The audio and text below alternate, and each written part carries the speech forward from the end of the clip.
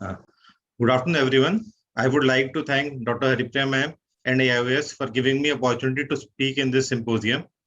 Now, as we all know, in cataract surgery or phacoemulsification, the most challenging part is rhexis, and apart from rhexis, the second most challenging part is to divide the nucleus into two halves. So, I will be speaking on a technique where I will show how to divide a nucleus into two halves easily. So, drill and chop technique for hard cataract.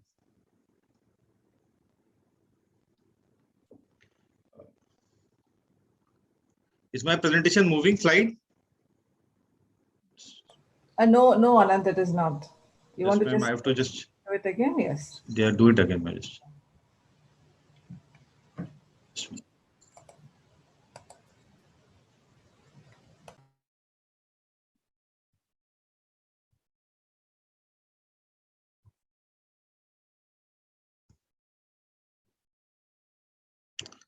Is it visible now, ma'am? No.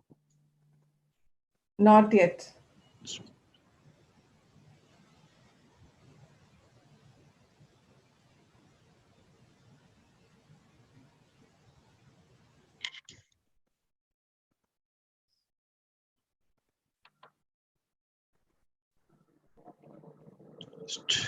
You can first open the PowerPoint and then, yes. Yes, ma'am. Yes, you can try again, Anant. Yeah, ma'am. Now it is moving? Yes. Yes. Yes, sir. Yes, sir. Yeah. Okay. Sorry for the glitches. Drill and chop is an easy, safe, and effective chopping technique for initial chop in hard cataract. Now the steps, what we do is here we will drill a 2 mm deep hole at subinitial area near the rhexis margin, as shown is in the first photograph. Here at subinitial margin, I am drilling a 2 mm deep hole with high power. Now the nucleus is rotated 180 degree and phaco tip is deeply buried in the nucleus at subinitial area near the rhexis margin, as I have done here. At high power, I have buried the phaco tip at the subinitial area.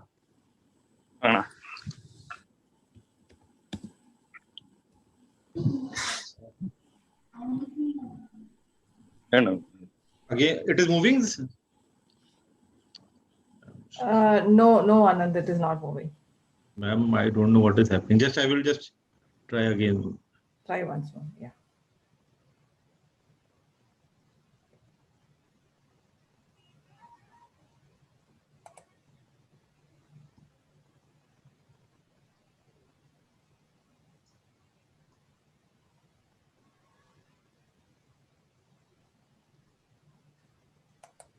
It is visible now, ma'am?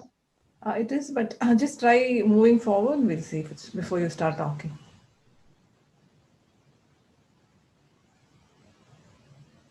Is it moving now, ma'am?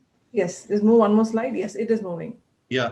Yeah. Now, the other step is now we place a long chopper in the already drilled hole opposite to the buried phaco tip, as we can see here in this picture. Now, chop is initiated by bringing the chopper and the phaco tip towards each other. As they come closer, they are literally separated and chop is completed by obtaining the two halves. As we see here, I have put the long chopper in the already drilled hole and now I am bringing them closer. As they come closer, we separate them horizontally and the chop is completed.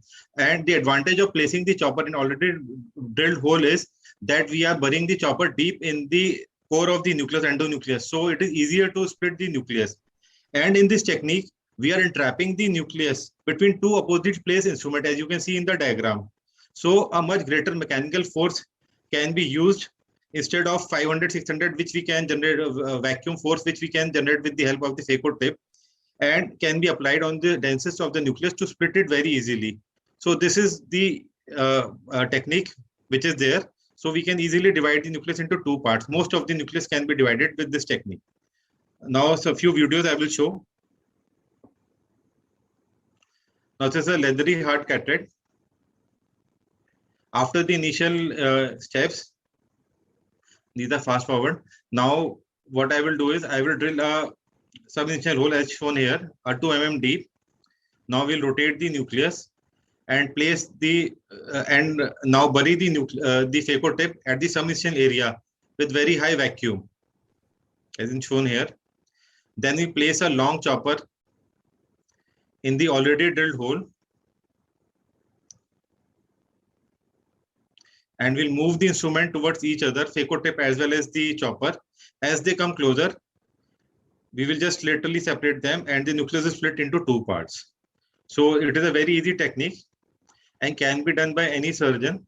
And other advantage is that the initial step of placing a chopper or burying a chopper after impaling the nucleus with the phaco tip is difficult for the beginners as well as sometimes for us also. If there is nucleus very leathery, we are not able to go deep, or if the capsule is lax, or there is a subluxation or weak zonules. So this is an easier technique, and rest of the surgery can be completed with the preferred technique of a surgeon. The other way, this is a modified sort of a horizontal chop. The horizontal chop, either you have to place the chopper in the bag, which is a very difficult. Sometimes you can get zonular dialysis, or sometimes bag is not visible easily. So this is another case. Here also, this is a leathery carotid. Here the posterior plate, posterior fibers are very leathery. So I was not able to split the nucleus into two halves in the one go. So what you do is, we do lateral separation of the posterior leathery fibers to split the nucleus into two halves. So impaling the nucleus with a very high vacuum. Now I'm bringing closer the two instruments, and now I'm laterally separating, but I was not able to split the nucleus properly. So what I am doing is, I will do lateral separation to deeper so I can split the fibers. And here I am splitting the fibers and divided the nucleus in two halves. Now the rest of the surgery is simple, like what preferred technique of any surgeon, whatever he wants, he can do it. I do direct chop in these cases. So I'm separating the nucleus, dividing nucleus into two halves or smaller pieces, and just simplifying it. Other way of doing this technique is that you have to prolapse the one pole of the nucleus out of the bag and place the chopper behind the nucleus, and then initiate the chop. But that is also difficult to bring out the nucleus. So these are this helps us in easy way of doing a horizontal chop with greater mechanical force, which no other technique can provide us. Now this is a small case pupil, rigid pupil. So I am enlarging the pupil with the help of BX ring or pupil expander. And now here also same technique I am utilizing. After making a 2 mm deep hole, I am rotating the nucleus. Now I will bury a long chopper. Chopper should be around 1.5 to 2 mm long. Burying it in the already drilled hole and bringing them together. As they come closer, I will literally separate them, and we are able to get the two halves of the nucleus, and the rest of the surgery is very simple. Now, this is the another case. This is a case of a hypermature carotid where we don't have a cortical support. So advantage of in these cases is that you have a hold over the nucleus. Other cases, if you are trying to do a direct chop, then sometimes nucleus get tilts if our vacuum seal is broken or if there is not adequate vacuum. So in those cases, there are chances of zonular dialysis in lax capsule or weaker capsules. So here that doesn't happen. And advantage is that the nucleus doesn't tilt because it is compressed between the two instruments, and we are doing a sort of a mechanical chop.